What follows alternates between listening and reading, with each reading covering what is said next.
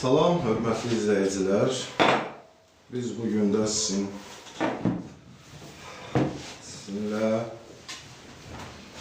mən bir baxın bura. Canlıda yox. YouTube üzərindən də gedirəm. Bəli. Amma YouTube'u oxuya bilməyəcəm. Ev yox, neyək? Biraz da gecikmiş. Ev yox.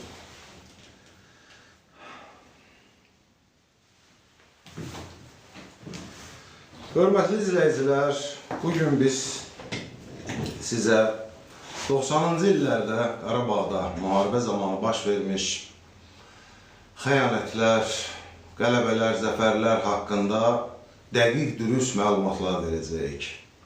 Bugünə qədər 30 ildən çoxdur ki, vaxt keçməsinə baxmayaraq sizlərə, ümumiyyətlə geniş Azərbaycan kütlələrinə, hətta siyasətçilərə, hətta deputatlar, generallar da bu həqiqətlərdən xəbərsizdilər.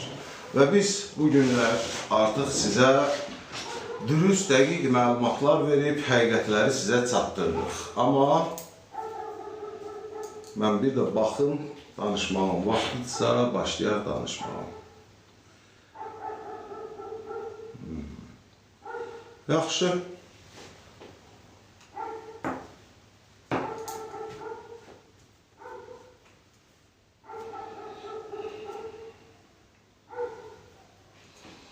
O zamanlar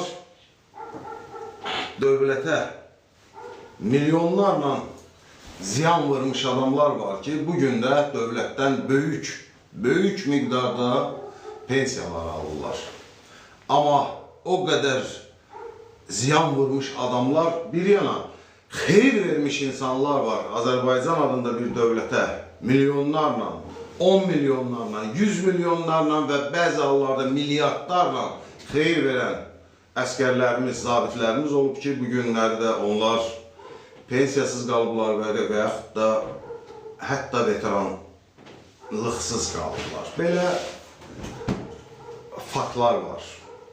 O zamanları bugünə qədər də düzəməlli heç kim araşdırıb ortalığa qoymayıb. İndi biz sizinlə birlikdə bu həqiqətləri araşdırıb sizə faktlarla, sübutlarla həqiqətləri çatdırırıq. Odur ki, sizlər də diqqətli olun, efirimizə dəstək verin ki, biz də bunu geniş insan kütlələrinə çatdıra bilək. 30 ildən çox da Azərbaycan xalqına yalanlar sırıyırlar.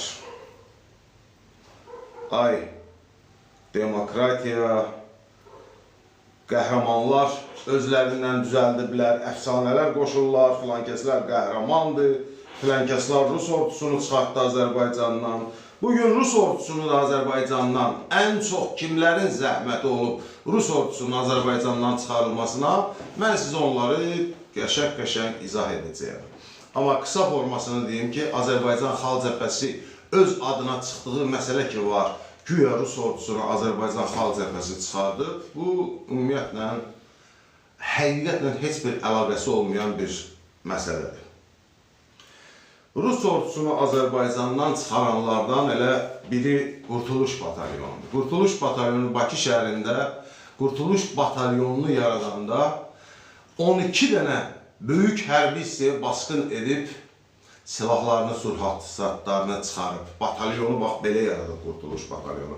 Ondan əlavə Bakı şəhərində svetoforlarda artıq Rus hərbi kamazlar, Urallar dayana bilmirdilər. Hər dəfə svetoforda hardasa dayananda bizim batalyonu yaradanlar çimən qarışıq hücum edib həmin maşınları Rusların əlindən alırdıq. Qarabağa gedəndən sonra da biz bu işlərimizi davam etdik. Məsələn,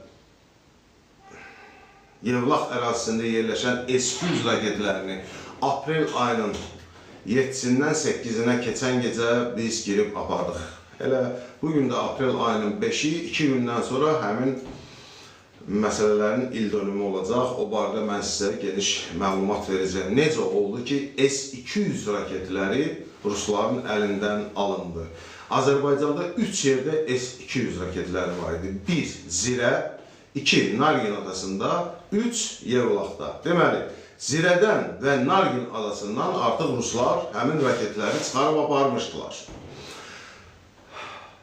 Yevlaxdakilər qalmışdı. Yevlaxda cəmi 36 ədəd S-200 raketləri var idi. Həmin raketləri ki, 1992-ci il 7 apreldə ruslar başlayır daşımağa, həmin gün 7 apreldə 7 ədəd S-200 raketlərini Azərbaycandan, Yevlax rayonundan çıxardıb, Azərbaycandan çıxarıb aparırlar. Və həmin gecə bizə məlumat gəlir, yəni məlumat gəlir deyəndə ki, Azərbaycanın Müdafiə Naziri Rəhim Qaziyev məni çağırır və tapşırıq verir ki, S-200 raketlərini xilas eləmək lazımdır. Və mən elə həmin gün Tərtərə qayıdıb, Qurtuluş batalyonunu götürüb, həmin Rus hərbi hissəsinə basqın edirik. Və bir gecənin içində 29 ədəd S-200 raketlərini biz həmin Rus hərbi hissəsindən çıxarıb xilas edirik. Aparıb Bərdədə gizlədirik. Bərdədə meşədə, park deyilən bir yer var, meşədə deyirlər onun adına. Bir də beton zavod, beton zavodun ərazisində gizlədirik.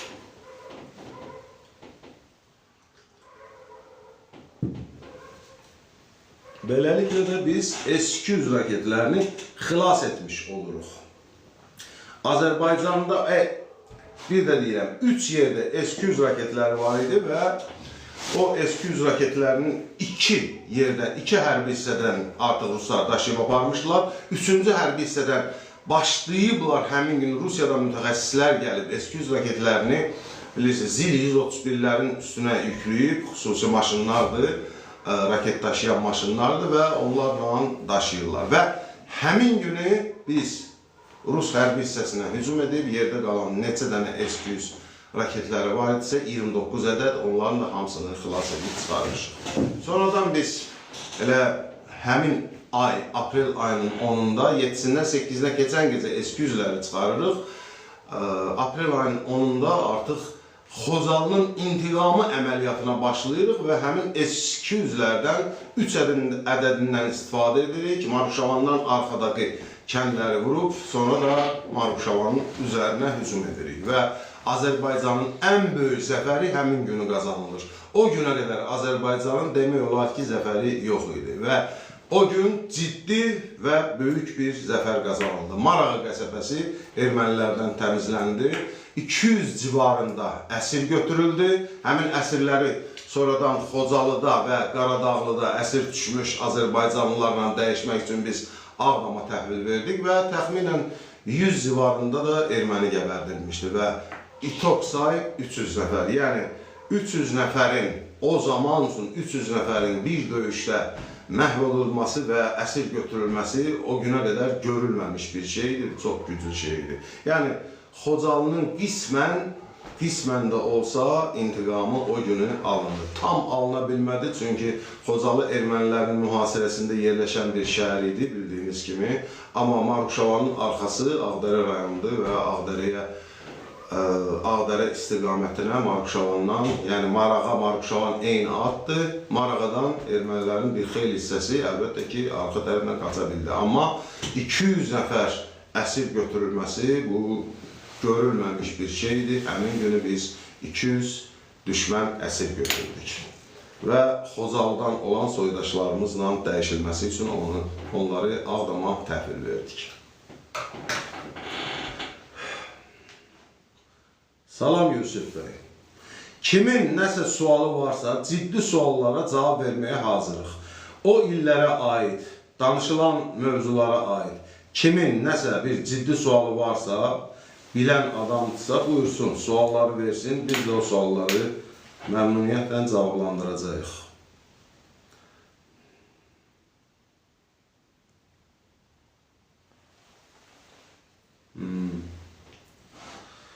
Çox təəssüf.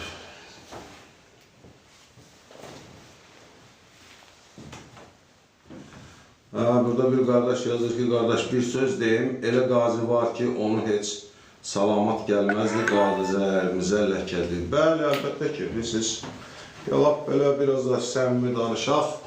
Ümumiyyətlə, qazilərin içində, necə ki, sadə vətəndaşların, insanlarımızın içində yaxşıları var, yaxşı insanlar var və pis insanlar var. O cürünə də qazilərin içində yaxşı insanlar var və pis insanlar var, zay insanlar var. Əlbəttə ki, məsəl üçün, o biri var idi, Ceyhun Ağayev.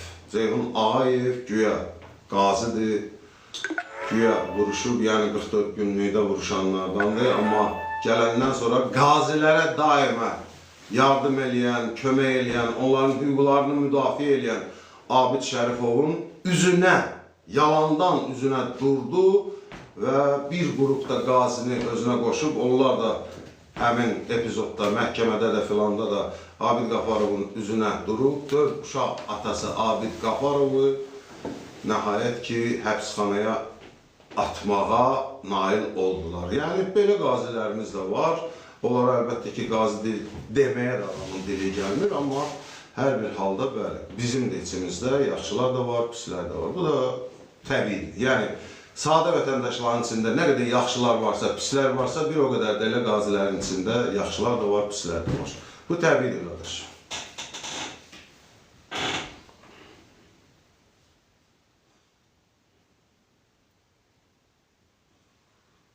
Bir qardaş yazır, 92-də Sırxavənd Ballıqaya yüksəkliyinə kimi vuruşduq. Sonra da geri əmri verildi.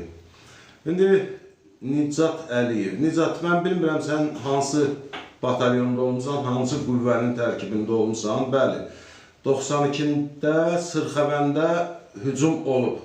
Mən dəqiq bilmirəm, mən o hücumda 92-də iştirak etməmişəm.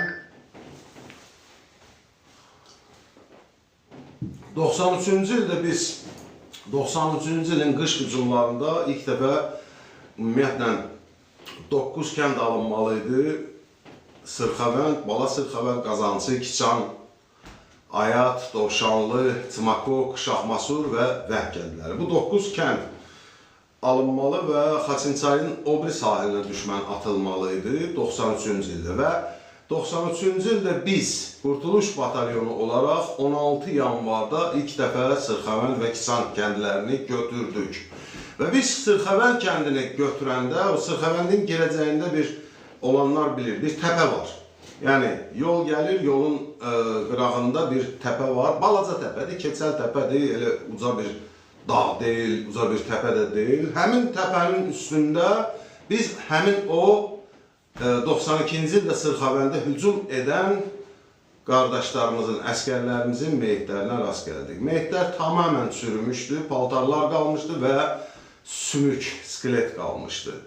Ət yox idi.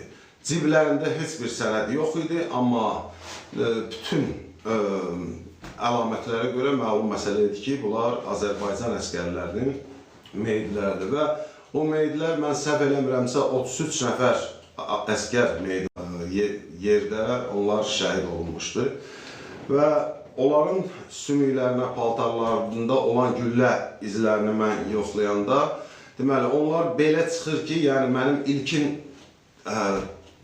araşdırmamın nəticəsidir bu, o vaxtı. Onlar Ağdam istiqamətindən gəliblər, Sırxavəndi götürüblər. Ağdam istiqamətindən gəlib Sırxavəndi götürüblər.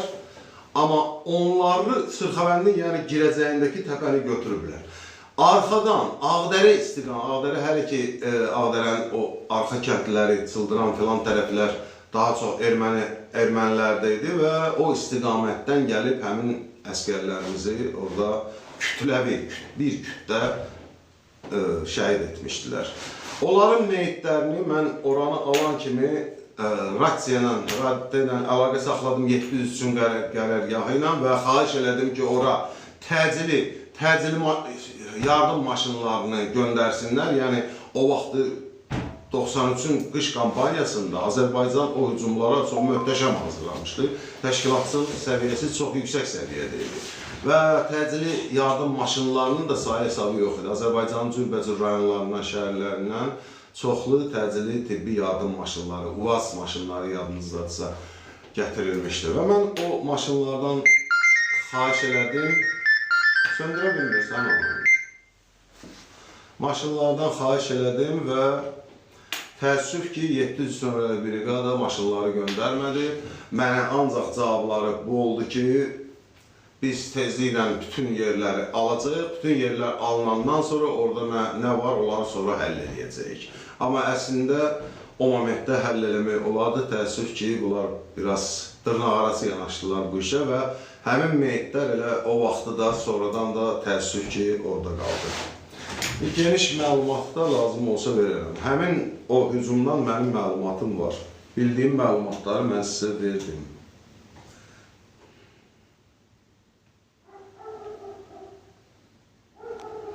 Bəli, saxta qazi çoxdur. Bu günləri saxta qazi doğru qazidən xeyli çoxdur. Bir neçə dəfə fərq var. Saxtalar orijinallardan çoxdur. Təəssüf belədir, amma belədir də qardaş, neyik. O saxtalara da qazi adını, yəni veteran adını verənlər elə Azərbaycan bu məmurları oldu.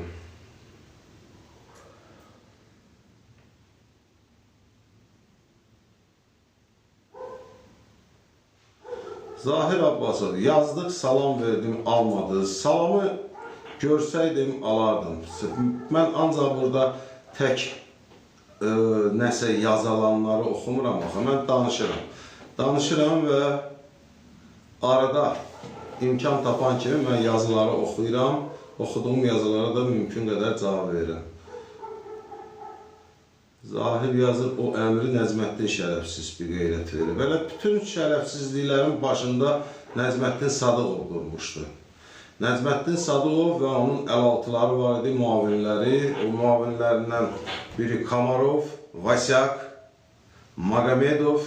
Sonra da ki, bunlar qeyri-Azərbaycanlılardır, amma Azərbaycanlılar da var idi, hansı ki, Nəzməddin Sadıqovdan həm qorxurdular, həm onun puluna görə göz yumurdular onun əməllərinə. Həmin adamlardan biri 700 nömrəli briqadanın qərargah rəisi Əli Qurbanəliyev və Nəzməddin Sadıqovun başqa bir mavini Salih İlyasov idi. Bunlar Nəzməddin Sadıqovun bütün murdar əməllərindən xəbərdar idilər, amma susurdular. Hətta bugün də susurlar. Bugün də danışmaq istəmirlər. Nicat Əliyev, Qurtuluşla birgə hücumlarımız olub. Əla Nicat, lap yaxşı.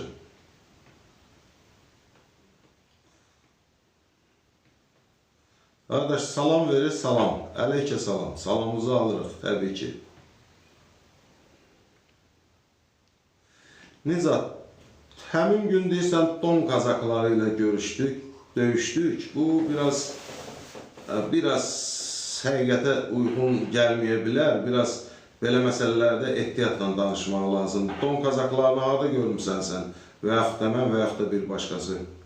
Həmin günlər əgər Xaçınçay döyüşlərindən, qış hücumlarından danışırsansa, qış hücumları zamanı Azərbaycan ordusundan orada 20-dən çox batalyon və 2 polk iştirak edirdi. 9 kəndi almaq uğrunda döyüşlər. Yəni 93-ün qış hücum kampaniyası bundan ibarət idi ki, 9 kəndi düşməndən təmizləyib Xaçınçayın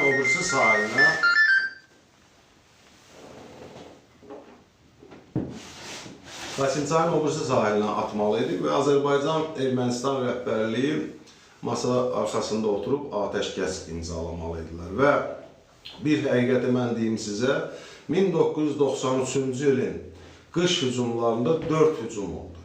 Bu 4 hücumda Qurtuluş batalyonu düşmən üzərində zəfər qazana bildi. Sırxavənd və Kiçan kəndlərini aldı. 2 hücumda ikisində də eyni, Sırxavənd və Kiçan kəndlərini. Axırıncı hücumda Qurtuluş batalyonu Dovşanlı kəndini aldı. Amma təəssüf ki, nə polklar, nə də başqa batalyonlar heç bir kəndi ala bilmədilər. Heç bir yüksəkliyi ala bilmədilər. Yəni, əksəriyyət hücuma getmədi. Yiyəli batalyonlar var idi. Mən dediyimi bir dənə düşünün, yiyəli batalyonlar var idi, yiyəli qüvvələr var idi. Yiyəli qüvvələrin heç biri döyüşə girmədi və döyüşdə iştirak etmədi. Düşmən də hücuma keçəndə, artıq 1993-cü il yanvar ayının 26-sında erməni düşmən ordusu hücuma keçəndə yiyəli batalyonların yiyələri öz batalyonlarının hamısını çıxartdılar. cürbəcür bəhanələrlə çıxartdılar və onlar düşmən qabağına çıxmadılar. Yəni, sizin kimi, bizim kimi yiyəsiz batalyonlar vuruşdular. Babək 44 əlbəttə ki, vuruşdu. Bərdə batalyonu vuruşdu. Tərtər batalyonu sağ istiqamətdə hücuma keçdi. Amma batalyonların əksəriyyəti yiyəli olduqlarına görə yiyələri onlara icazə vermədi. Bir hissəsi də qorxudan hücuma keçmədi. Və az batalyonlar oldu ki, döyüşlərdə iştirak etdilər. İstər hücumda, istər də müdafiədə. Müdafiədə də əksəriyyət iştirak etmədi.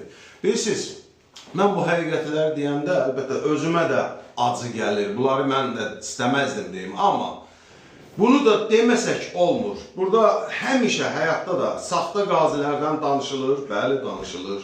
Saxtalıqlardan danışılır, qorxaqlıqlardan danışılır və mən bunu demək məcburiyyətindəyim. Əlavə olaraq bunu ilk deyən mən deyiləm. 1992-ci, 93-cü illərdə kitablar yazıldı. Məsəl üçün, Ağdərədən gələn var, onu Həmidovlar yazdırdılar. Sonra elimizin Qartal oğlu, sonra cürbəcür kitablar çox yazıldı. Elbrus Orzovda, General Elbrus Orzovda kitab yazdı və bu kitabların hər birində döyüşdən batalyonların, qüvvələrin kütləvi qaçışı haqqında bütün kitablarda yazı var. Kütləvi qaçışlar haqqında, bəli, kütləvi qaçışlar. Ordunun əksəriyyəti vuruşmurdu. Əksəriyyət qaçırdı. Bugün 10 minlərlə yox, 100 minlərlə, 1 milyona yaxın insan deyir ki, mən vuruşmuşam. 100 mindən çox insanın veteranlıq sənədi var. Amma əsl vuruşanlar çox gözəl bilir ki, bəzi hallarda düşmənin qabağına çıxartmağa bir 200 adam tapılmırdı.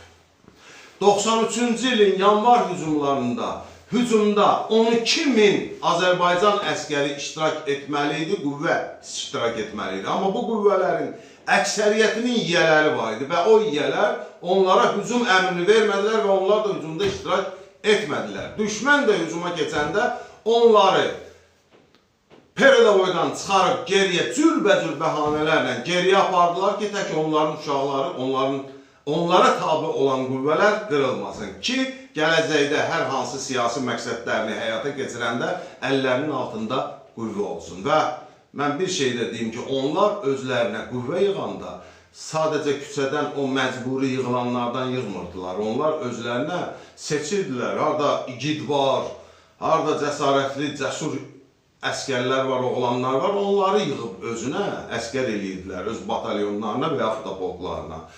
İdmançıları yığırdılar, xeyli idmançıları öz ətraflarına yığıb, onlara silah verib, paltar verib, amma dövlət hesabına onlara maaş verildi, yemək verilir, paltar verilir, cürbəcür yardımlar filanlar, hər şey. Amma Azərbaycan xalqının, Azərbaycan dövlətinin hesabına saxlanılan bu batalyonlar Azərbaycan uğrunda, Azərbaycan xalqı uğrunda döyüşlərə girmədilər. Bunu kimsə bilmirsə dinləsin, mən hamısını etap sizlərə anladacağım. Görüm kim nə yazıb.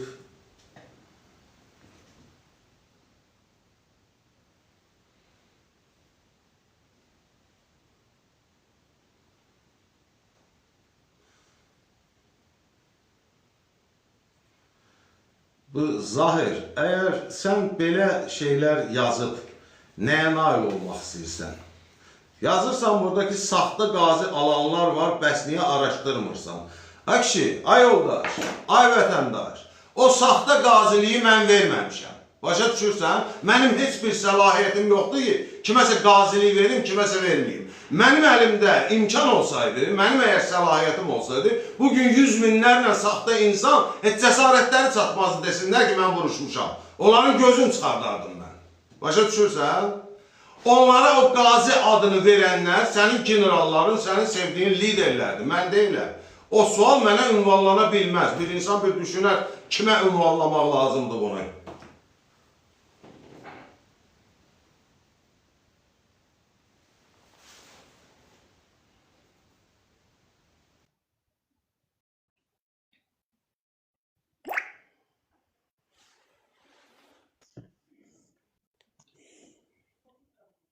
Bəli, əlbəttə ki, Murad. Saxta qazidir, düz qazidən əlbəttə ki, nəinki çoxdur, hətta qat-qat çoxdur. 753 yazır Nəzməddin Sadıqova, Allah lənət eləsin. Eləsin.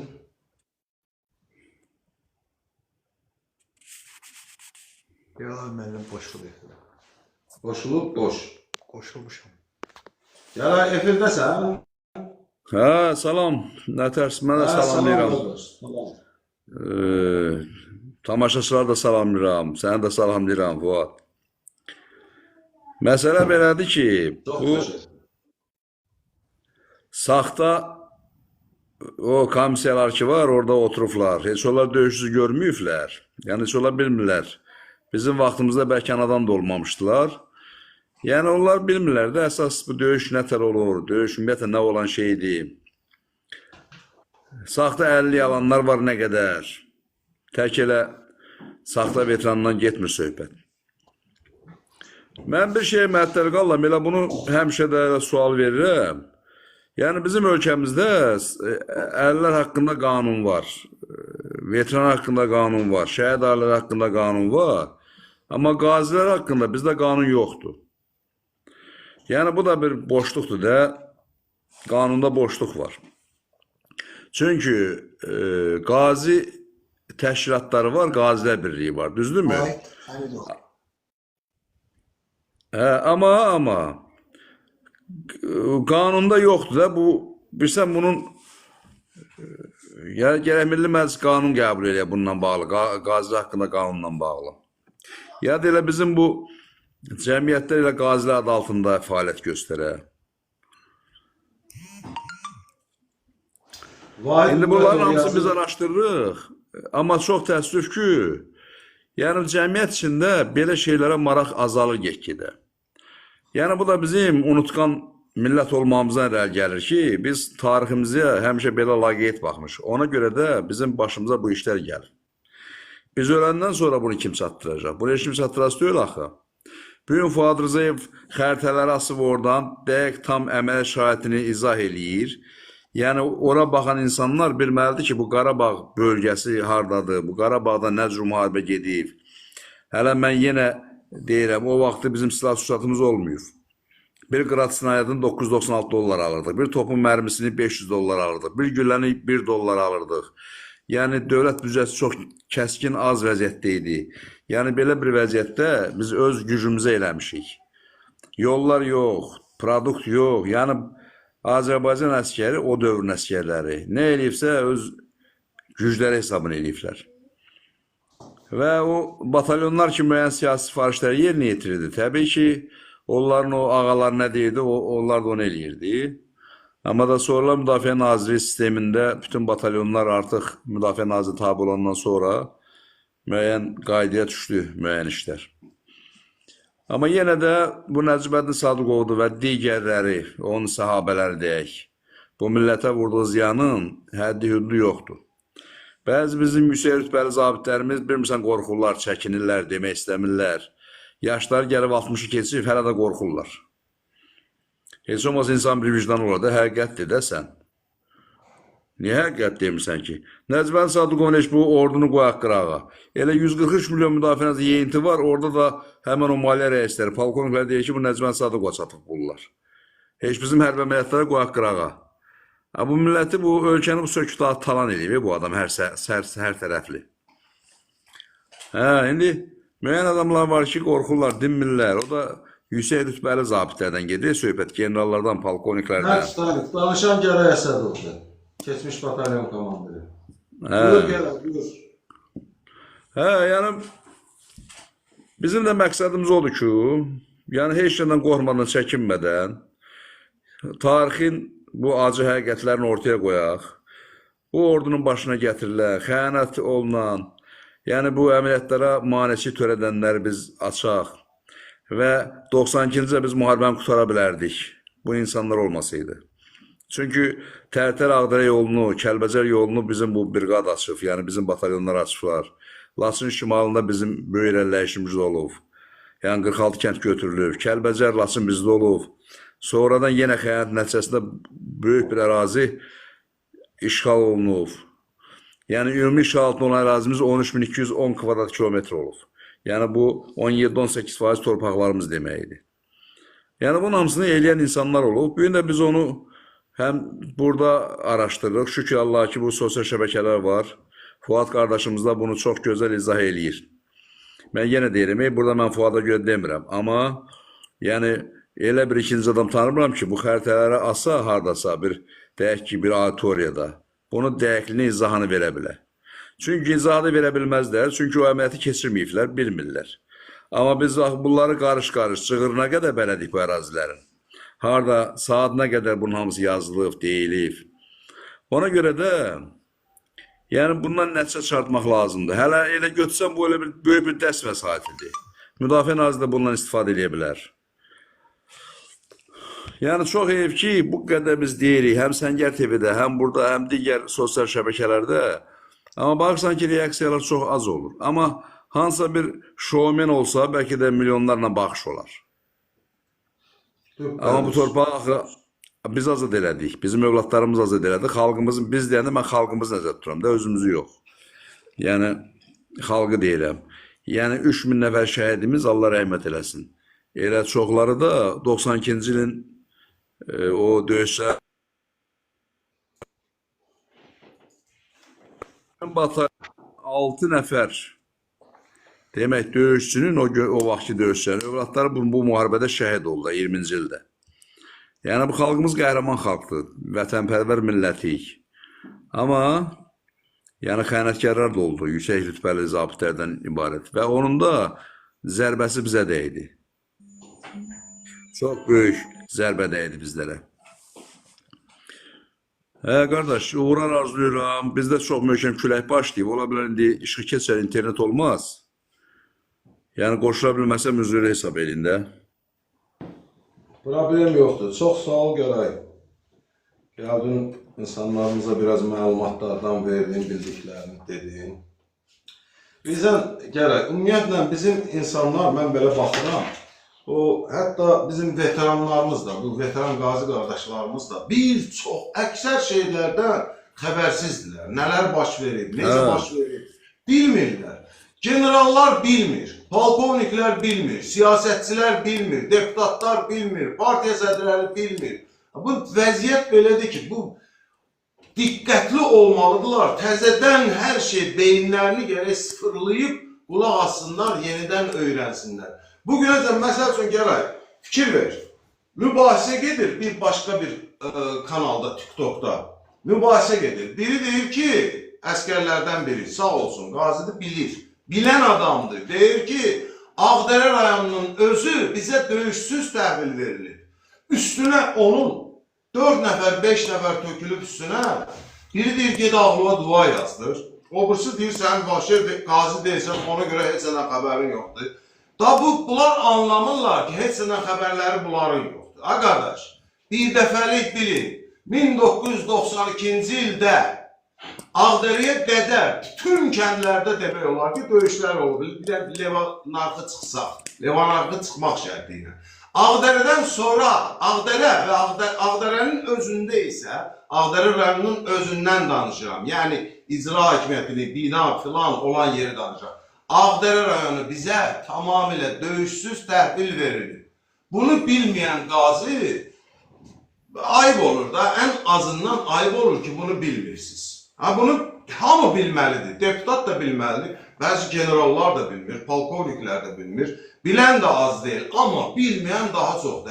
Hətta qazilərimizin, veteranlarımızın içində elələri var ki, bunu bilmir, haradasa gidib kimlərlənsə belə ürəkdən də bir mübarizə aparır, mübahisə edir. Arkadaş, bilməyən sənsən.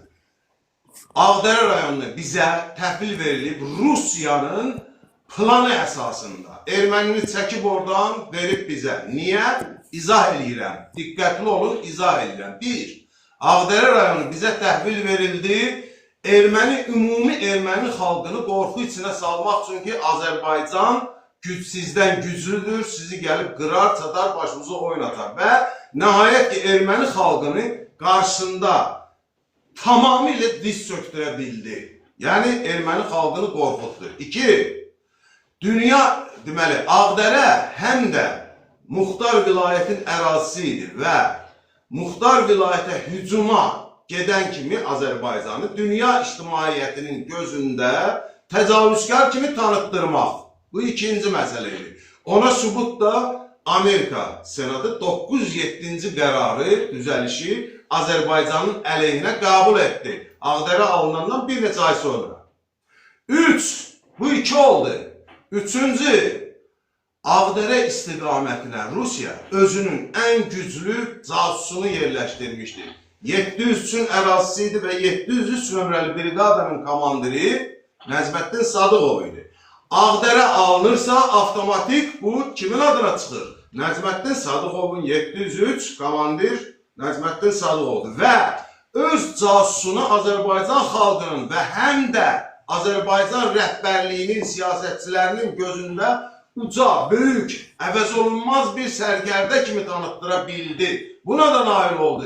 3 dənə əsas məsələ var idi. Ona görə də Ağdərə rayonu Azərbaycana döyüşsüz təhvil verilmişdir. Bunu sən bilmirsənsə, mübahisə etmə, öyrən. Heç olmasa 33 il keçəndən sonra, heç olmasa 33 ildən sonra öyrən. Daha girib boş-boş mübahisələr eləyib, kimlərisə təhqir eləmə. Buyur gəl. Mən ümumiyyətlə məhdər qalıram ki, bu sosial şəbəkələrdə bu təhqirlər nəyə lazımdır?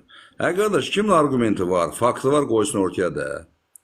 Axı, bu döyüşlərin hamısı günbə-gün yazılıb, hamısı bizim beyinlərimizə həkk olunub. Ağdərədən sonra biz əsas döyüş Kasabetdə getdi də Fuad o vaxtı. Ağdərədən sonra deməli Nerkin Orataqdır. Nerkin Orataq döyüşlər olmadı. Bəli. Kasabet kəndi və Kasabet kəndinin ətrafındakı yüksəkliklərdə artıq onlar mövqelərini qurub müdafiə olundular, müqavimət göstərdilər. Həmçinin də Kasabet dağından da öncə Mekşen kəndizat tərəfdə onlar mövqelərini qorudular, dayandılar. Amma Ağdərə və Nerkin Orataq kəndləri, Nerkin Orataq da Ağdərəyə o qədər yaxındır ki, Ağdərədən hasan çıxıb Nerkin Oratağa gedirsən, heç hiss eləmirsən. Ondan sonraki kəndlərdə döyüşlər oldu, amma Ağdərənin özündə döyüş olmadı.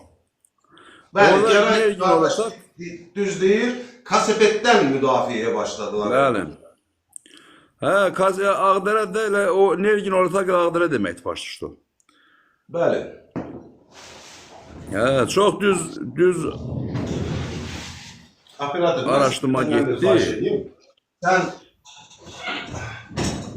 Sən bu xəritəni zəhmət olmasa böyük gətir bax. Bu Mardaket yazılan, yəni Ağdərədir. Bu hərbi xəritələrdir. Burada hamısı gözəl göstərilir. Söndür o.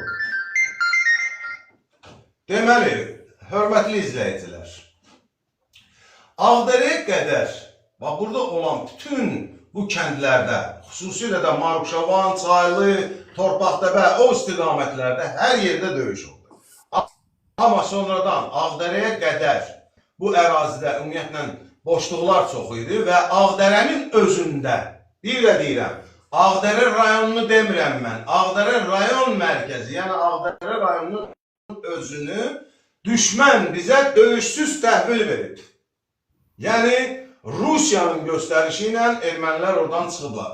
Ta bir də erməni bizə, bu Nerkin Orataqdır, Dəmirlidə də yüngülvarı açmalar olub, amma döyüşlər başlayıb. Bir də, baxın, Kasabet, böyük yolun kənarında balaca bir kənddir. Dağın yuxarı və aşağı ətəklərində yerləşən kiçik bir Kasabet kəndi.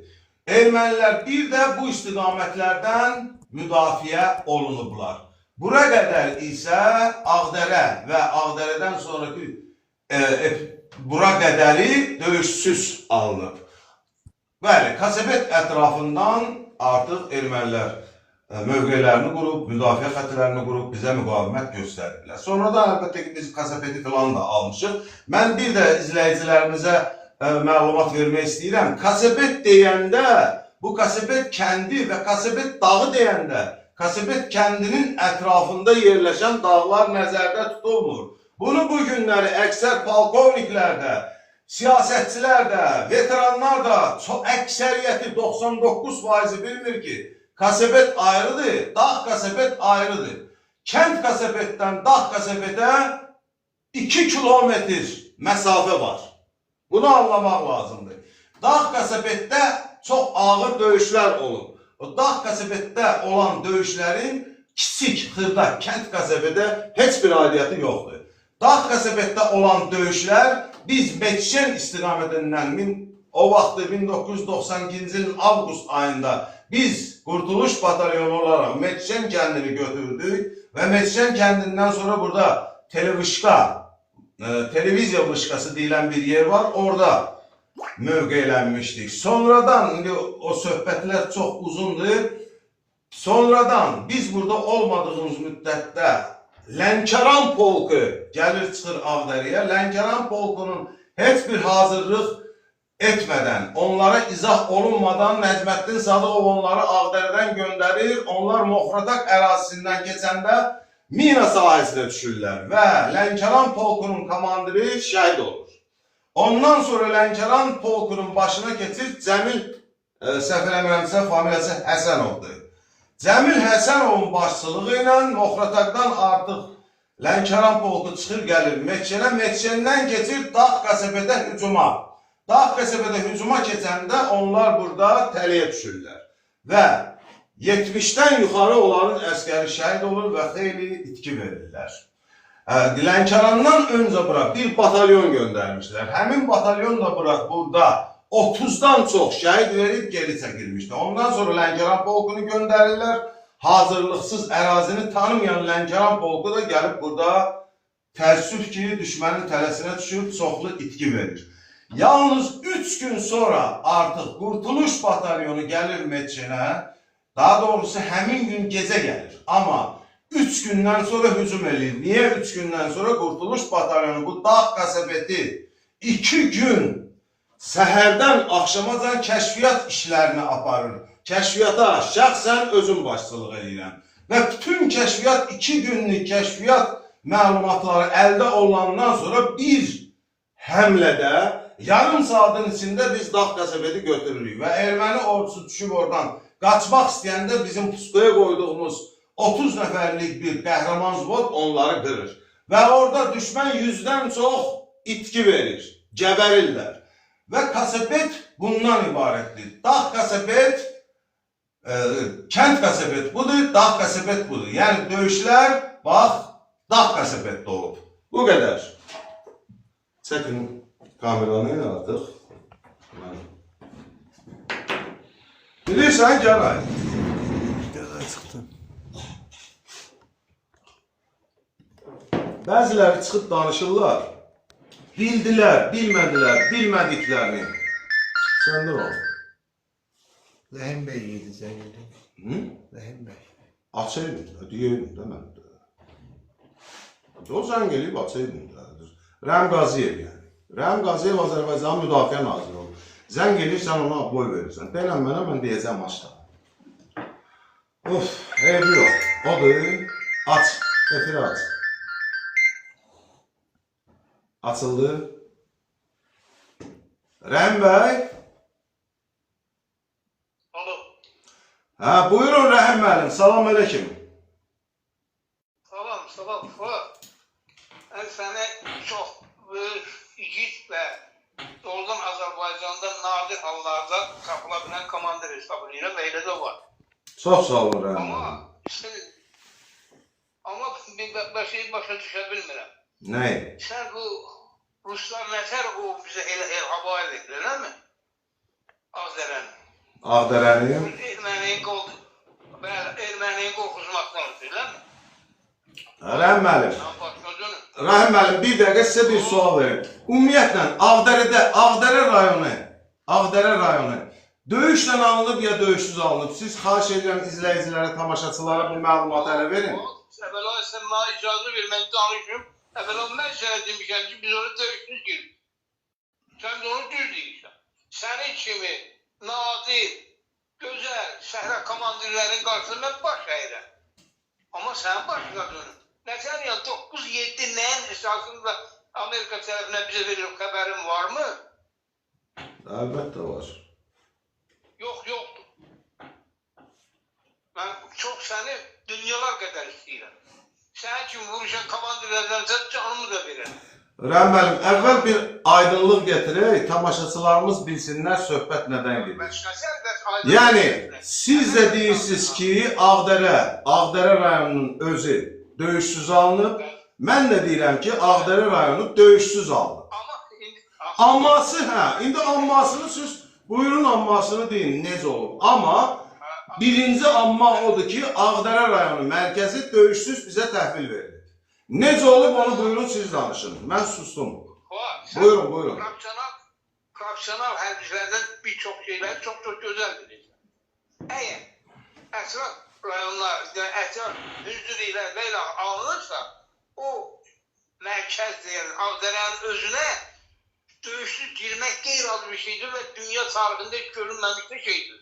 Amma bu əməliyyat hazırlanır. Bu əməliyyat aylarla, günlərlə hazırlanır. Mən səhvətlər aparmışam. Mən işlər görmüşəm.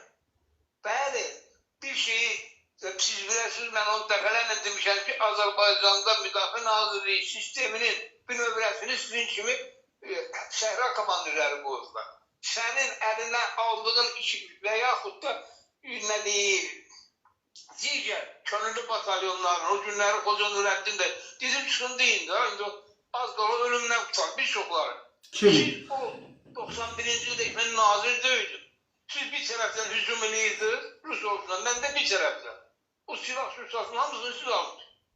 Mən sizə nazir gələnə kimi əlinizdə olan silahlardan məsələ sizə verə bilərdim. Mən nazir deyildim, mən də sizin kimi ora-bura gedib, o silah sursatlardan həmin dövrdə Azərbaycan Respublikasının rəhbərliyi gecə-gündüz Azərbaycandan daşınan silah sursatın qarşılanmaqdan ötürü bir dənə şey eləməyib. Parmağa vurmayıb. Bəli, onu mən bilirəm. Onu siz bilirsiniz. Amma Azərbaycan xalqının bundan heç bir xəbəri yoxdur.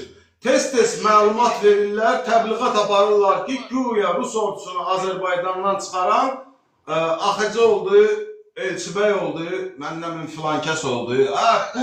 Buyurun. Mən axı saatlarla gəlib səndən oturub bu sənədləri gətirmişəm. Protokolları gətirmişəm. Sənin gözün qabağında o protokollarda məyər biz o, məsələn, dəniz donanmasını, sonra 23-cü divizyanı bir Gəncədən çıxardanda hələ Elçibəy hakimiyyətə gəlməmiş. Protokollar var. Mən dünyanın iki süper hərbi dövlətlərinin dövründə birinin Müdafiə Nazirinin gəlib dədəmin evində yatdırmış.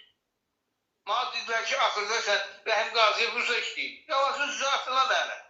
Mən Allahdan başqa heç işləməmişim. İşləmirəm. Bütün yalan deyənlərin zatına lənət. Yox, qulaq as. Bir dəqiqə mənə icazə ver.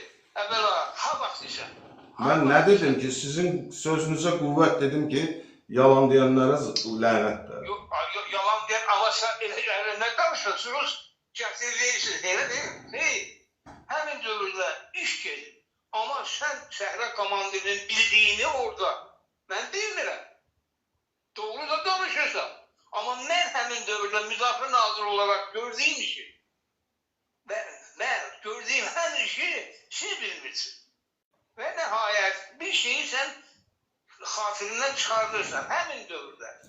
Azərbaycan Xalq Cəbhəsinin rəhbərliyi ilə sizin kimi o rəhbərliyə tabi olmadan, onlardan əlaqəsi olmadan yaranan batalyonlara qarşı həddindən artıq təcavüz var. Sən özün yaxşı bilirsən ki o. Əlbəttə yaxşı bilirəm. İndi bu biraz etap olsun ki, insanlarımız anlasın nə deyirik. Yox, indi mən səndən xahiş edirəm. Buyurun. Ha vaxt istəyirsən. Buyurun Rəhim müəllim, buyurun. Yox, mən gəlirəm sən, nə deyil, studiya. Və bütün sənin zəhərdən azı, qımışdan üçün suallar azı. Niyə? Çünki sən ona haqq eləmiş bir işləyirsən. Və sən olsun, nə deyil, cələ əsadır. Görsün başqaları, bunların hamısı bilinməlidir və xalq bilməlidir. Səni, mən Sənə deyim, Allah rəhmət eləsin, Məhəmməd Hatəmi. Allah rəhmət eləsin.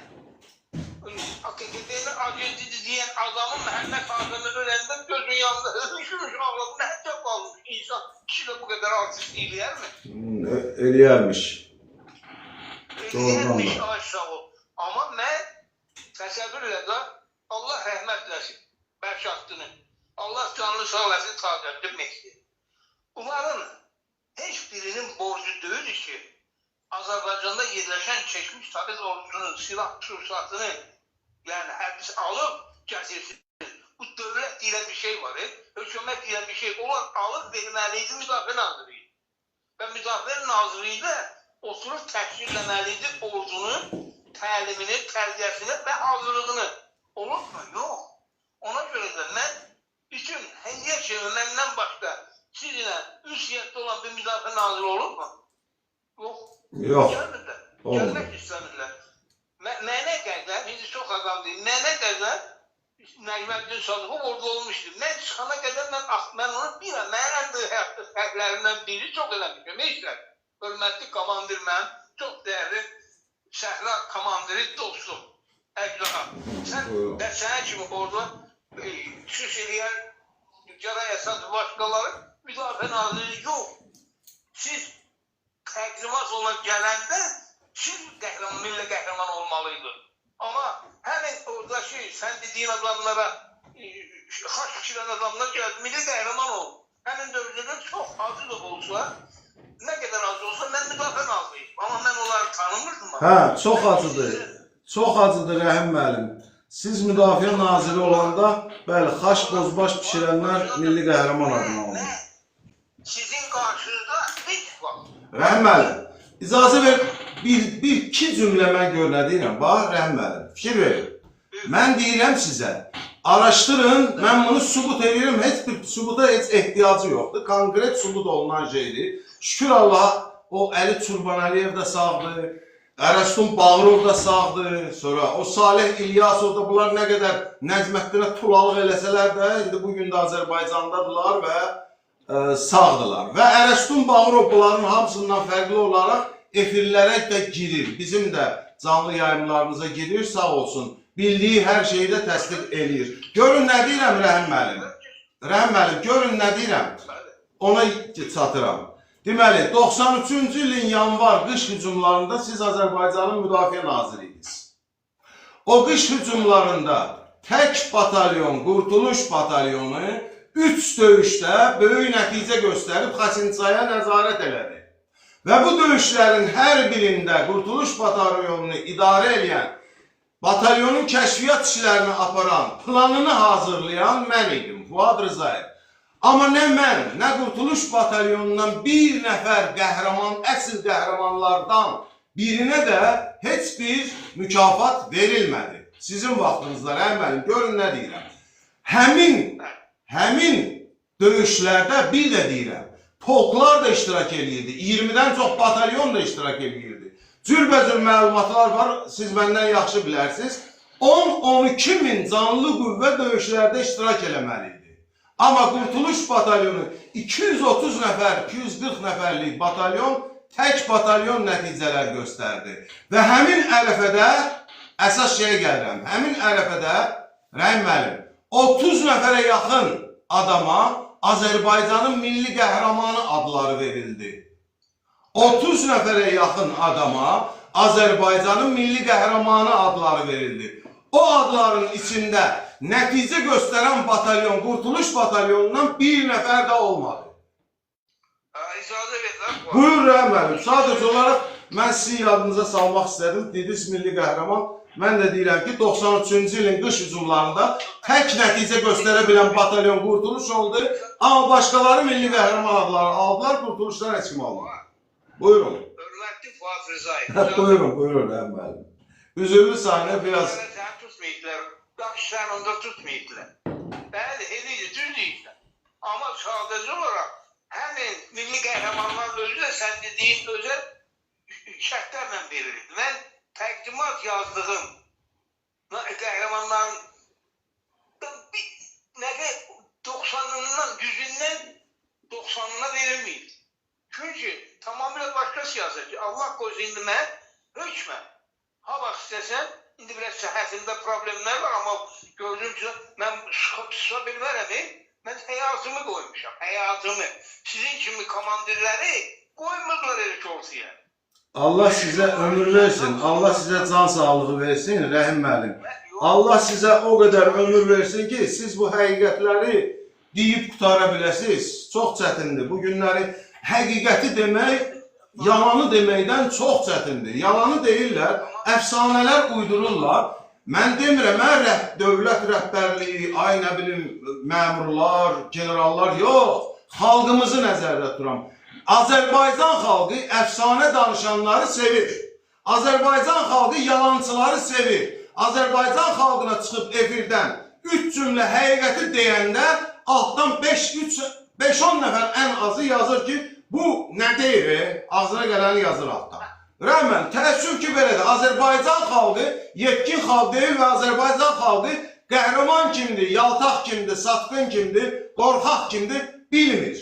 Təəssüf ki, əlbəttə ki, rəhbərliyin daha çox günahı var bu işlərdə. Azərbaycan rəhbərliyi elə düzdür qoşdu. Buyurun Rəhim müəllim, üzrlü sayın biraz sinəm dolub da. Mən səni bilirsən niyə?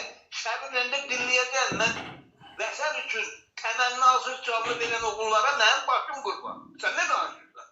Mən dünənki uşaq deyiləm. Mən sizin yanınızda o vaxt gözü kölgəli olardım ki, mən özüm orada kimisə himayə edeyim. Əgər elə bilirsənsə, etdirməsən mən sənə heç salam vermərəm. Yox, mən elə söz deməmişəm, demərəm də. Sadəcə olaraq o adamlar var idi ki, Əbülfəz Əliyevə. Bəli, buyurun. Xahiş edirəm, sözümü kəsmə. Mən səni dinləyirəm. Sən də nə qədər desən, mən səni dinləyəcəm. Buyurun. Fikrim dağılır, yaşım o yaş deyil. Mən danışmağım sonra da yaşımdan çıxıb. Buyurun cənab nazir. Sən təsəvvür elə, Fuad bəy, mənim əziz komandir qardaşım oradan vuruşanların hamısının qarşısında mən baş əyirəm. Amma vuruşmayıb, ortada yiyib qıraqsa gəzənlər bu ölkəni pis günə qoydular. Başında rəhbərlik olmaqla, sən təsəvvür elə, mənim birinci muavinim. Nurəddin Sadıqov, Nəcməddin yox, ha. Hə, Nurəddin Sadıqov. Üzündən baxanda mələyə oxşayırdı. 3 nəfər. Respublikanın prezidenti, Respublikanın mənim birinci muavinim və Heydər Əliyevin üçünün kombinasiyası ilə 28 sentyabrda başlamış Laçın əməliyyatı koridor və onu saxlayır. Sübut edirdi, məni bilirsən, qısasım riyaziyyatçıdır. Onu sübut bilməsən, ağzıma söz danışmaram. Və ona görə də biz erməniyə rüsü tutmamış, biz özümüz tutmuş. Niyə sənin kimi oğullar indi kölgədə qalmışdır? Niyə? O indi ki, sən dediyin kimi nə qədər saxsa qazilər var? Ay tövbə, sən elə gör ki, hələ bu ikinci müharibə deyilər, Qarabağ, o niyə ikinci, birinciliyilə bilmirəm? Qarabağ müharibəsi olub, başlayıb sanana kimi.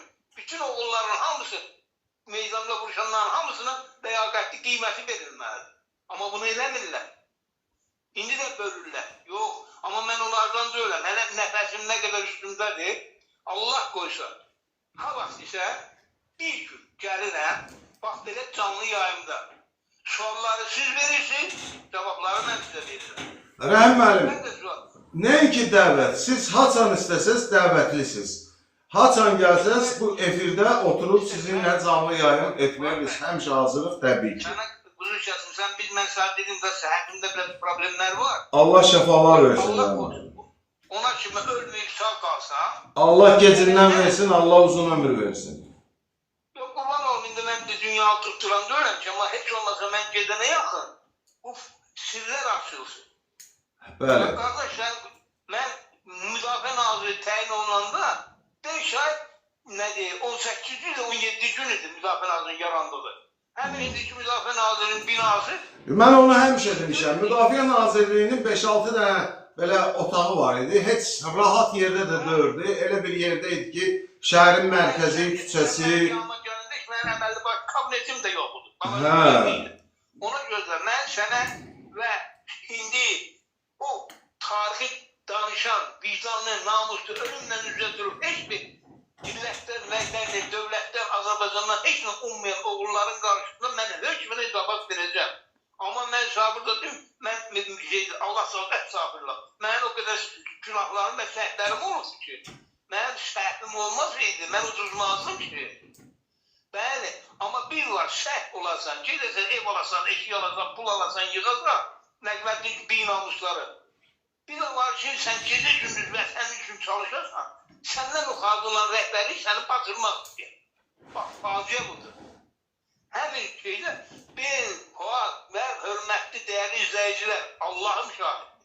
Deməli, mən 9 oktyabr 92-ci ildə biz para keçirdik, ha.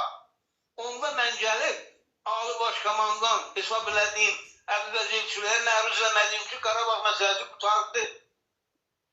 Həmin əmri, hücum əmrini saxlayan əmr verir. Buna Nurəddin Sadıqov olur. Mən bunların, qardaş, min dəfə səndən də bütün izləyicilərin kimə qardaşdırım olsun, bacı dedim bu çıxdı. Mən ancaq xəyanətlərin qurban olsun müdafiə nazirliyi və sizin ki oğullar haqqını almayıb ona görə ki, bax bugün də belədir. Təsəvvürlə Bakıda o Şuşa dalında küçüyə kimlər çıxmışdı, zəfəri qeyd edib. Papanın balaları hələ bir saatda olsun dədələri tərəfi heç getməyən, döyüşə getməyən uşaqlar 100 minlik, 200 minlik maşınların damına bayrağı çıxartmışlar, Bakıda kef edirlər. Bəlkə yalan deyirlər. Düpbədüz, əlbəttə ki. Məmur evlatları... Allah qoysa, burada bütün izləyicilərə, xalqıma müraciət edirəm. Çünki Azərbaycan xalqında içində, o rəhbərlik yeşələrin içində adam bir əlin 5 barağına adam sayanmazsan ki, ona mənim haqqımda danışmamış olsun. Canın sağ olsun. Mən o uşaqlarda, o küskünlərdən deyil, bu vətən oğluyam mən. Və vətənim üçün, xalqım üçün canımı da verməyə hazıram, vermişəm. Rəhbərimizə hazır verin bir cümlə deyim. Hörmətli izləyicilər, 1992-ci il 7 apreldə Rəhim Qaziyev Müdafiə Naziridir. Mən Qurtuluş Batalyonun komandiriyəm. Zəng eləyib məni Müdafiə Nazirliyinə təcili çağırış edir, çağırır. Mən gəlirəm Müdafiə Nazirliyinə. Rəhim Qaziyev mənə deyir ki, Azərbaycanda 3 yerdə, Zirədə, Nargin adasında və Yevlaxda S-200 raketləri var idi. Zirədən və Nargin adasından Ruslar, Rus mütəxəssisləri gəlib, yığıb-yığışdırıb bütün S-200-ləri aparıblar. Cəmi 36 ədəd S-200 qalıb Yevlax rayonunda. Deməli, bugün gün ərzində Ruslar, mütəxəssislər gəliblər Rusiyadan və 7 dənə S-200 raketlərini götürüb aparıblar naməlum istiqamətdə. Və Rəhim Qaziyev mənə əvvəl soruşur, bu işin öhdəsindən gələ bilərsiniz? Mən də deyirəm, əlbəttə gələ bilərik Rəhim müəllim. Bütün mümkün vasitələrlə filan Rəhim müəllim deyir ki, mənə lazımdır ki, nə bir sizin əskəriniz, nə bir Azərbaycan əskərinin burnu qanasın, nə də bir Rus əskəri orada nə ölməlidir, nə yaralanmalıdır. Ona görə mən sizə müraciət edirəm ki, sən özün də idmançısan və ətrafında da idmançılar çoxdur. Və 92-ci il 18 fevralda sizin Uzundərədə sakitliklə o boyda hərbi hissəni götürməyinizi də bilirəm. Bakıda da hərbi hissələr yarmağınızdan təbii ki, xəbərim var. Və mümkün qədər bunu səliqəli etməlisiniz ki, nə sizdən, nə Ruslardan itki olmasın. Və Rəhim Qaziyev bu əmri mənə verir və həmin günü də mən Tərtərə qayıdıb Qurtuluş batalyonunu götürüb, S-200 raketlərini həmin gün bir gecənin içində həmin hərbi hissədən çıxardıb xilas edirik. Yəni bu əmri mənə Rəhim Qaziyev vermişdi. Rəhim Qaziyevin sayəsində hər birinin 3,5 milyon dollar qiyməti olan həmin S-200'lər Azərbaycana qaldı. Yoxsa onu hamısını daşıyıb aparırdılar. Buyurun Rəhim müəllim. Mənim sayəmdə yox. Yox, vallahi mənim sayəmdə yox. Sizin sayənizdə. Sizin. Orada ölümə gedən siz oldu. Siz tapşırığı verməsəydiniz bizim heç xəbərimiz yox idi. Komandirlərdən də, nazirlərdən də öyle ki, deyəm, yox, mən deyil. Sən onu eləməsəydin, mən nə qədər eləyəcəkdim? Mənim, yəni nazirin rəhbərliyin başını ucaldı eləyən söz sahibiləri sizlər olmuş. Mən Dəfələrlə deyirəm, yenə də deyəcəm, Allah qoşun canlı yarışdı. Hadi siz Müdafiə Nazirliyinin fundament bünövrəsini qoyanlardansınız. Siz Azərbaycan Müdafiə Nazirliyi hər şey yarananda sizə bir dənə avtomat vermişdi. Bəli 5 sənə güllə vermişdi. Yox idi axı, verə Amma bilməz. bunlar hamısı alınmalıdır, sizə verilməliydi. Bugün Allah qoşun hökmət nə qədər sağam, zəhərdən azı qılıçdan iti olsa da, həmişə də indiyə ki maddi dilənləri rəhmdaz etmişdi, şüşə getsə başına güllə burası. Hayat onu. Keçən dəfə mən də efirdə Rəhim müəllim o məsələyə aydınlıq gətirdim. Elə söhbətin olmadığını mən efirdən bir neçə dəfə insanlarımıza izah eləmişəm ki, söhbət tamam başqa cür olub və başqa məqsədlə olub, Şuşanın ümumiyyətlə adı olmayıb. Buyurun Rəhim müəllim. Başına dönüm. Mən çox uzatmaq istəmirəm. Mən xahiş edirəm. Siz əvvəla mən nə qədər sağam, siz öz yerinizi Allah qarşısında almışsınız və vətən, millət qarşısında da alacaqsınız inşallah. Mən sənə demişəm, yəqin bunu da bu mitingi qutarmaq istəyirəm indi.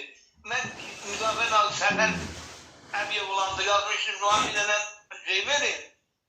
Arayış verin ki, mən Müdafiə Nazirliyinin nə qədər məvazım almışım. Peki, bana yazmışlar ki, sən burada Müdafiə Naziri olmağın barədə heç bir sənət yox. Həmin sənətin altından Çingiz Məmmədov, Azərbaycanda nədisən olur? Allah, yəni, amma sırf basanda mən birinci sırf basmışsan, sən Müdafiə Naziri olmuşsan. Canı sağ olun, mən bunlara öyrənmişəm və sizi də ölənə kimi haqq insanları vətən üçün təmənnasız dəfələrlə ölməz və sizin kimi oğulları müdafiə edəcək. Bu mənim borcumdur. Çox sağ olun Rəhim müəllim. Allah razı olsun. Ruhu qarşısında mənim borcumdur. Ruhu qarşısında. Çünki o şəhidlər hələ haqqını almayıb. Dünyanın heç bir ölkəsində, dünyada canlı vətən üçün verən əsl qazilər özlərini açmırlar, özlərini yandırmırlar. Səni bağrıma basıram. Sənin kimi vuruşan oğulların çoxu da Allah vericilə də rəhmət eləsin. Allah nə deyir? O Şarova rəhmət eləsin. Allah Fridası, Azib Məhərrəmova rəhmət eləsin. Allah Ələmşah Məmmədova rəhmət eləsin. Mehman Ələkbərova rəhmət eləsin. İlk yaranmış və böyük təcrübə toplanmış batalyon komandirləri idi. Təəssüf ki, AXC hakimiyyətə gələn kimi Ələmşah Məmmədovu şərləyib türməyə basdılar, həbsxanaya basdılar. Ələmşaha qəni rəhmət eləsin. Amin. Yəni, mən valla çox indi xatırımdan çıxır, mən orada gələndə, amma hamısının arzusu sadalayacaq. İnşallah. Sən elə bir böyük tarixi iş görürsən ki, sənin o döyüş meydanında elədiyin qəhrəmanlıqlardan da bu heç də geri dön. Bu çox mühüm bir şey. Ona görə də səni və sənin kimi oğulların hamısını bağrıma basıram. Dalınca danışan var, hamısı mən sizin bütün tənqidləri qəbulləməyə hazıram. Çünki siz vuruşmuşsunuz, təmənnasız vuruşmuşsunuz. Vətən üçün vuruşmuşsunuz. Özə qeyrətlə vuruşmuşsunuz. Ona görə də Allah qoysun inşallah. Əvvəldən danışarıq, hazırlaşarıq. Çünki bu elə olmalıdır ki, bizə çoxlu suala şəxsən mənə, onların birindən də mən qaçmayayım. Hamısı doğru, bildiyimə cavab verəcəm, bilmədiyimə mən indi hər şeyi bilən deyirəm ki, ona da bilənlər cavab verəcək. Amma bu tarix düzgün olmalıdır. Bu tarixdə xidməti olan oğulların adı öz yerini tutmalıdır. Amma bugün Nəcməddin Sadıqov gün bir inanmış gələr. Allah onunla məni küçədə rastlaşdırsın. Milyon adam olsun, mən onun üzrə tüpürməsəm bir kişi deyil. O Azərbaycan xalqına mən axırda onu bilirdim, bir ay əsəblərim dözüb, mən istifa verməsiydim, onu tutub qoyurdum dama. Nə qədər onu, sən təsəvvür elə, nə qədər çalışdılar ki, general eləsinlər, mən qoymadım. Mən çıxandan bir həftə sonra Nəcməddinə general mayor verdilər və bir həftədən də sonra Nəcməddinə elədilər. Korpus komandiri Kərnəcət getdi. Bu faktdır. Yəni bunu biz bunlar, mən nə qədər sağam, sizin kimi oğullar da var, bunun hamısını açıb qoymalıyıq biz ortaya. Bəli, inşallah. Biz bu işlərə başlamışıq artıq, Rəhim müəllim. İzləyin. Mən səhətimə görə çox eləyə bilmirəm. Amma bir çox sağ ol ki, mənə bir şey icad edir. göndermişsin ki olacak. Şükür Allah imkanım oldu. Dikkatle izleyelim ve özüm de bu məqamda ne deyil, koşulmalı lazım bildim. Çünkü indi görürəm, bəzi adamlar danışır, çıxır, məni gülmək üçün. Hərbiçi, özü zabit, peşəkar hərbiçi eləmədiyini deməz, yalan danışmaz. Ümumiyyətlə yalan danışmaq kişiyə yaraşmaz. Amma bizə zabitə kişi yazarlıq yaraşır. Bəli. Bunu deyirəm, mən görürəm bəzi şeyləri, görürəm o Səccad TV'də də bəziləri danışır. Amma düz danışmaq lazım. Əgər bir günləri biz o açılmayan, qaçılmayan həqiqətləri qoyuruq ortaya, Allah başımın üzündə mənim adım yaxşı çıxsın deyə mən orada bu yalan uydurub danışmağım ən böyük biabırsınız. Bəli. Əsl kişi belə mövzularda ümumiyyətlə yalan danışmamalıdır. Əlbəttə ki, amma da indi bu, gör burada nə qədər oğlun qanı var, ay var. Bəli. O şəhid balalarımızın, büyünləri, doğu samında yaşayan şəhid ailələri var, qazilər var, onların bəs. Amma ortada yiyib qıraqsa gəzən adı qazı almış, amma heç o tərəfə getməmiş adamlar kimə baxıb? Bəli. Bu da, ömrüm bağıma baxıram, səndən də bütün izləyicilərdən də üzr istəyirəm, biraz da şey maksimum almamışdır. Yox, elə yaxşı elədiniz. Bu mövzu, Rəhməli, bu mövzu emosional mövzudur. Bu mövzuda elə emosional danışmaq yaxşıdır. Hər həftə sizin yaşınızla mənim yaşım gəlir, mən emosional kənar, nə qədər emosional danışam, həqiqəti ortaya qoymaq çətin olur mənim üçün. Hə, Allah qoysun, inşallah bu məsələni danışacağıq və qəşəng, fundamental bizim oponentlərlə, bizə qarşı tənqidi bir şey söyləyənlərlə düzgün dayanıb danışacağıq. İnşallah Rəhim müəllim. Yaxşı olardı, əla. Onu da təşkil edərik, qəşəng bir veriliş hazırlayarıq. Bağrıma basıram, Allah sizə... Sağ olun, Allah sizi qorusun Rəhim müəllim, Allah... Şəhidlərimizin qarşısında, baş əyirəm əzruhları qarşısında, o qazilərimizin tapdıran qürurları qarşısında baş əyirəm və hamınızı bağrıma basıram. Çox sağ olun. Var olur, öpsün, sağ olun. Sağ olun, sağ olun Rəhim müəllim.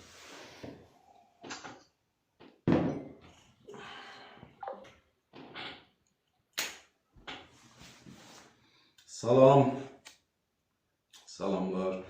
Rəhim müəllim də efirimizə daxil oldu və bildiyi məlumatlardan bizlərə verdi. Çox sağ olsun Rəhim müəllim. Onun da bilgilərinə, təcrübəsinə əlbəttə ki, ehtiyac həmişə var. Rəhim müəllim ümumiyyətlə o ən gərgin dövrlərdə müdafiə naziri olub. O hadisələrin cərəyan etdiyi dövrdə və Rəhim Qaziyevin bildikləri əlbəttə ki, çoxdur və bizi üçün də önəmli. Və gələn dəfə də Rəhim Qaziyevin dediyi kimi, əgər bir veriliş təşkil edə bilsək ki, Rəhim Qaziyev də otursun burada, sual-cavab, tamaşaçılarımızın suallarına cavablar versin, əlbəttə ki, çox gözəl olardı. Bu da belə, amma mən həmişə bütün verilişlərdə, mən keçən dəfə söz verdim ki, bizim verilişlərimizin demək olar ki, hamısında ən azı 2-3 xəyanət mövzularına mən toxunmalıyam. Ən çox da təkrarçılıq da olsa, mən mütləq və mütləq Qurtuluş Batalyonunun bir rotasına 51 nəfərə yuxu dərmanlarının paylanıb Koçakatı almağa göndərilməsini, sonra kursantların, gənc kursantların, 2-ci, 3-cü kursantlar gəlirlər Atek kəndinə, Atekdən Getavana gedən yol düz erməninin birbaşa nişangahında olduğu halda həmin kursantlara o yola gir əmrini verirlər, güya o yola girib, o yolla gəlib Qurtuluşa və yaxud da kiməsə köməyə gəlirlər. O kursantlar bilmirdi, ərazini tanımırdı və bilmirdilər ki, o yol düşmənin birbaşa nişangahındadır. Bunu hamı bilirdi. Bu səhv mümkün deyil belə bir səhv olsun. Yəni, bilərəkdən o kursantları o yola salıb qırdırdılar. Düşmənin birbaşa nişangahına tuş gətirdilər və bizim kursantlar, gələcəyin zabitləri orada heç düşmən üzü görmədən, onlar heç imkan tapmadılar ki, heç olmasa bircə dəfə düşmənlə döyüşsünlər, üz-üzə dursunlar. Ona da imkan verilmədi və bizim kursantları o cürünə məhv etdilər. Və mən bu məsələləri həm də ona görə danışıram ki, dövlətin rəhbərliyi var, buyursun dövlət rəhbərliyi. Əgər mən yalan danışıramsa, məni çıxarsınlar efirə, sübut eləsinlər ki, bu adam Azərbaycan xalqına bugünə qədər danışdıqları yalan idi. Yox, əgər mən doğru deyirəmsə, zəhmət çəksin Azərbaycan adında dövlətin rəhbərləri komissiya yaratsınlar. 1, 2, 3, 4, 5 nəfər bir təmiz adam, dürüst adam hər halda yəqin ki, tapmaq mümkündür və bir komissiya yaradıb bu işləri araşdırmaq lazımdır. Qurtuluş batalyonuna doğrudan da fenazepam, venazepam, yuxu gətirən dərmanlar paylanıbmı? Paylayıb döyüşə göndəriblər ya yox? Kursantları doğrudan da Hatep-Ketavan yoluna salıp qırdırıblar ya yox? Qardaş, bunların sübutu 2 üstə gəl 2'dir. Asanlıqla sübut oluna biləcək şeyləri mən qabardıram ki, heç olmasa bu məlumatlar gedib dövlət rəhbərliyinə çatsın və dövlət rəhbərliyi nəhayət bir tədbir görsün. Bilirsiniz, bugün vəziyyət belədir Azərbaycanda. Bütün məmurların, böyük məmurların xüsusilə hamının başı qarışıb o Sovetin vaxtında belə bir söz var idi, qonqa varujeni, silahlanma yarışı. Bugün də Azərbaycan məmurları bir-biri ilə rəqabətə giriblər, varlanmaq rəqabətinə. Daha çox kim pul qazandı, daha çox villalar kim, daha çox obyektlər kim tikdi. Yəni belədir də bunu daha xalqdan gizlətmək mümkün deyil ki. Vaxt var idi, həmin məmurların böyükləri, Ramiz Mehdiyev və onun komandası prezidenti və Mehriban xanımı saymırdılar və bu məmurlarla prezident arasında soyuq müharibə başlamışdı. Bu müharibə təxminən bir 10 il çəkdi. Hər halda o dövrdə bu məmurların nə qədər oğru olduqlarını prezidentə yaxın adamlar hamısını aşkarlayıb üzə çıxarırdılar. Mən yalan demirəm ki, ya bu yaxınlarda elə dövlətin Müdafiə Nazirliyində təkcə o 143 milyonluq epizod sübut olundu ki, bu oğurlanıb. Bunun məhkəmədə sübut olundu ki, 143 milyon oğurlanıb və məhkəmədəkilər yazıqlar da, o generallar da özlərini az qala lezvalayırdılar ki, ay qardaş, biz bu pulu yığıb vermişik Nəzməddin Sadıqova, oradan 1%, 2% bizə qalır. Nəzməddin Sadıqova aparıb bu pulları. Məsələ nədir? Mənim danışdıqlarım asanlıqla sübut oluna biləcək məsələlərdir və çox ağır məsələlərdir. Bir batalyona yuxu dərmanını paylayıb döyüşə göndərmək, bu sadə, elə belə bir şey deyil, bu çox böyük xəyanətdir. Azərbaycanın gələcək zabitlərini, kursantları düşmənin birbaşa gördüyü nişangahında olan yola salıb, birbaşa düşmənə onları qırdırmaq bu çox böyük xəyanət idi və bu xəyanətlər asanlıqla, çox asanlıqla bir günün içində əgər dövlət bir balaca bir komissiya yaratsa, ora dürüst, namuslu 3 adam daxil olsa, o 3 adama mən elə kömək eləyəcəm ki, bir günün içində bu ağır xəyanətləri həmin adamlar açacaqlar və sübut olunacaq, onlar görəcəklər və sonra da yəqin ki, prezidentə məruzə edəcəklər ki, bunlar həqiqətdir və bunlar olub. Və bu olmuş həqiqətləri mütləq araşdırılmalıdır. Bugün Azərbaycan tarixi 30 ildən çoxdur. Yalan yazılır, bugün də yalan yazılır. Azərbaycan tarixini nəhayət ki, biraz təmizləmək lazımdır. Bu çirkabdan təmizləmək lazımdır. Azərbaycan tarixini doldurublar yalanlarla. Boş-boş hardasa yalakalara milli qəhrəman adı verilib, rütbələr, general, böyük-böyük rütbələr, vəzifələr verilib, onlar da bu günləri komfort həyatla yaşayırlar, amma əsl igidlər, qəhrəmanlar var ki, onlar bu xalq üçün, bu Azərbaycan adında məmləkət üçün böyük işlər görüblər, yaralar alıblar, əlavə olaraq milyonlarla, bəzi hallarda 10 milyonlar, bəzi hallarda 100 milyon, hətta bəzi hallarda milyardla xeyir verirlər. Və həmin adamlar bu günləri dövlətdən ya qəpik quruş alır, ya da ümumiyyətlə heç də almır. Bəzilərinin ümumiyyətlə veteranlığı yoxdur. Amma dövlətə ziyan verən polkovniklər, generallar bugün də dövlətdən hərəsi 4000, 5000, 6000 böyük pensiyalar alırlar və yenə də gözəl oğradıqları bir yana. Dövlət hələ onların oğradığı üçün onlara əlavə pullar ödəyir ki, yaxşı, çox sağ ol ki, yaxşı oğurlansın. Ya bəllə çıxır da. Dövlət bu işləri araşdırıb həqiqətləri ortalığa çıxarmalıdır. Biz sonuna qədər bunları deyəcək, o vaxta qədər deyəcək ki, nəhayət dövlət tərəfindən dürüst adamlardan ibarət bir komissiya yaradılsın, bu işlər araşdırılsın. Baxım ekrana görüm kimin nə sualı var, filanı var. 20:58, 9-a 2 dəqiqə qalıb. Saat yarımdır burada. Mahir Rızaev. Salam Mahir, salam qardaş. Hoş gördük səni. Çoxdandır görmürdüm səni. Rizvan, salamlı dəyərli insanlar, veteran qardaşlar. Salam Rizvan qardaş. Təşəkkür edirik. Allah sizi qorusun. Fuad bəy, Allah yar və yar. Çox sağ olun Xəzər qardaş.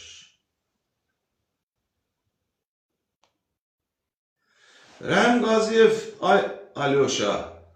Rəhim Qaziyev riyaziyyat müəllimi idi də, nəğmə müəllimi deyildi ki, riyaziyyat, hesab. Yəni, bütün dünyada bu var. Müdafiə nazirləri çox vaxt hərbçilər yox, mülki adamlar olurlar, amma mülki adamların da içindən seçilir. Yəni, müdafiə naziri Rəhim Qaziyev riyaziyyat müəllimi normaldır. Buna pis baxmaq məncə düzdür. Ayıb olur. Yuxu dərmanı soruşur Valeh, nə vaxt hansı hərbi hissə kim paylayıb? Yuxu dərmanı 1993-cü il 3 fevralda səhər hava hələ açılmamış alaqaranlıqda 51 nəfərlik Qurtuluş batalyonunun bir rotasına, Qurtuluş batalyonunun bir rotasının komandiri orada olub Rizvan Əfəndiyev. Sıra səhər tezdən alaqaranlıqda Nəcməddin Sadıqov həmin rotanı sıraya düzür və yanında gətirdiyi güya həkimdir, o həkimə əmr verir və o həkim hər əskərə 5-6 ədəd olmaqla fenazepam və nozepam dərmanları paylayır. Əlavə olaraq rota komandiri Rizvan Əfəndiyevə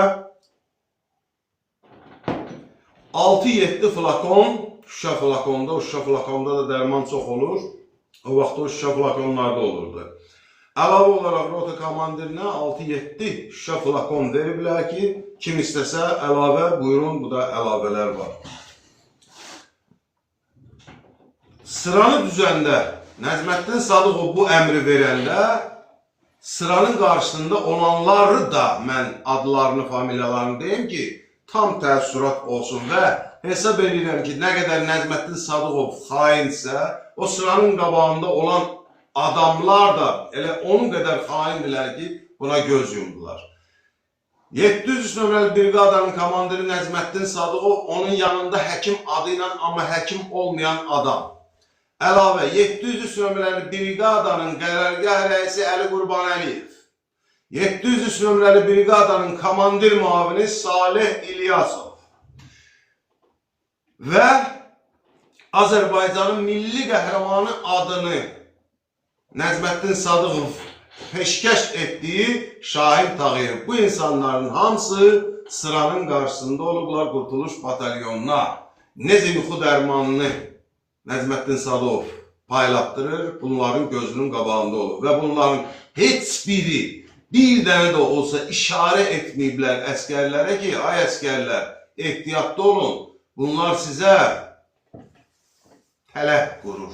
Və həmin əskərlərə, 51 nəfər cəmi əskərə əmr verilir ki, 4-5 kilometr aralıda yerləşən Koçakot kəndini gedib alsınlar. Yəni, yuxu dərmanlarını içmiş əskərlər, 51 nəfərlik rota, 51 nəfərlə əvvəla onu qeyd edeyim ki, 93-cü ildə müharibə böyümüşdü, böyük müharibə gedirdi.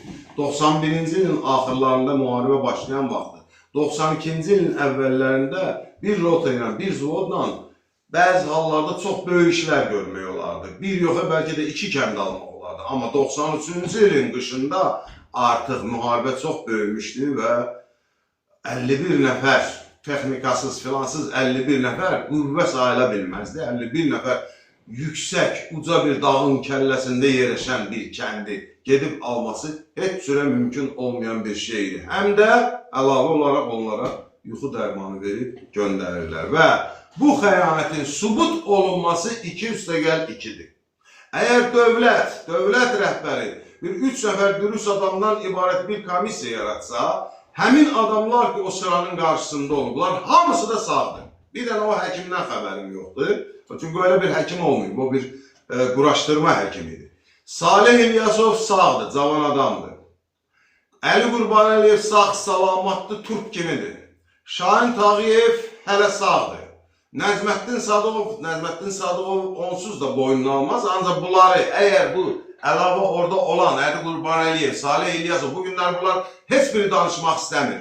Mən bir neçə dəfə mən və başqaları bunu cəhd elədik ki, bunların heç biri danışmaq istəmir. Ya qorxurlar, ya yaxalarını kənara çəkirlər, amma onlar görsə ki, dövlət tərəfindən, dövlət başçısı tərəfindən xeyir duası verildi, bir komissiya yaradıldı və bu komissiya bu işlərlə məşğuldur.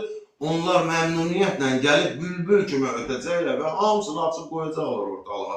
Yəni, bunu sübut etmək bir neçə saatlıq işdir. Sadəcə onları tapıb gətirmək lazımdır və salam. Heç bir problemi olmayan işdir. Bir neçə saatın içində 3 nəfər dürüst insan, dövlət adamı oturur, bir neçə saatın içində bunlar sübut olunur, tutarır gedir və heç olmasa dövlət rəhbərliyi bilir ki, doğrudan da bu Nəzməddin Sadıqov, bu filan kəslər xain oldular və xəyanət ediblər. Yoxsa adam bilməlidirlər ki. Ben baxın burada gedən yazılara filana.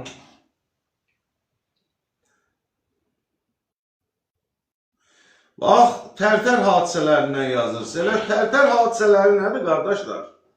Fikir verin.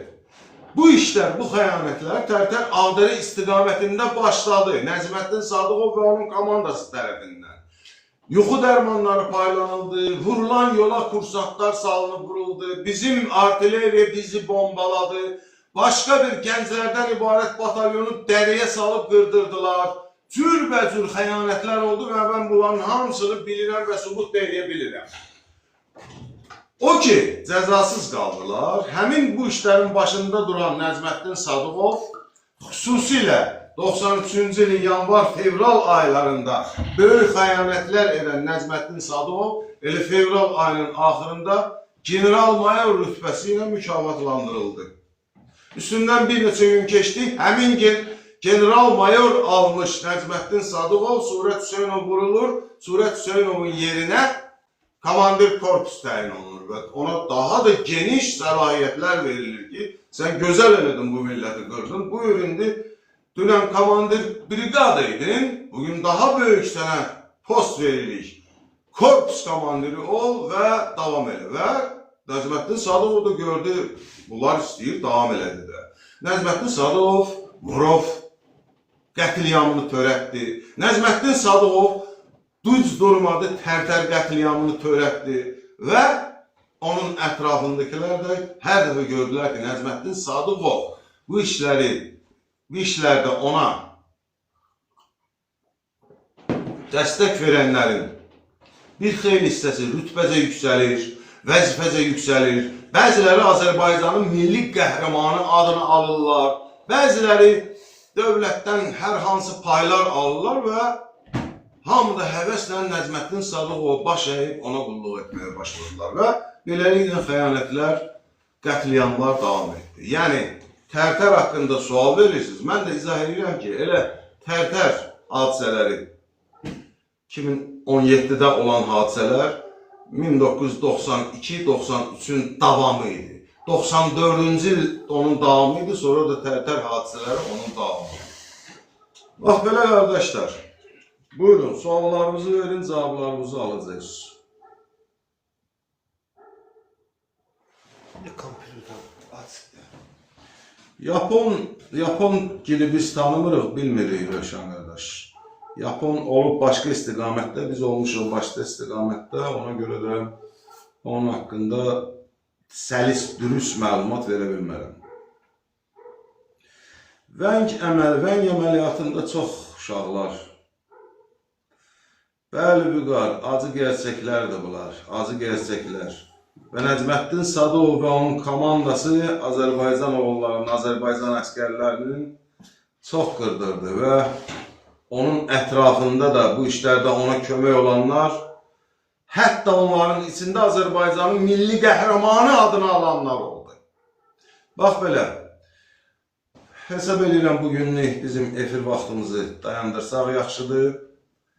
Belə suallarınız olsa Bakı Qazilər Birliyi YouTube kanalı və Bakı Qazilər Birliyi TikTok səhifəmiz var və bu səhifələrdə biz canlı yayımlar da edirik və müəyyən paylaşımlar da edirik. Kimlərin nə sualı olsa həmin səhifələrə, yəni Bakı Qazilər Birliyi YouTube kanalına və Bakı Qazilər Birliyi TikTok səhifəsinə girib suallarınızı yaza bilərsiniz. Biz imkan düşdükcə, oxuduqca o sualları cavablandıracağıq. Yəni, hər halda ciddi suallarda, yoxsa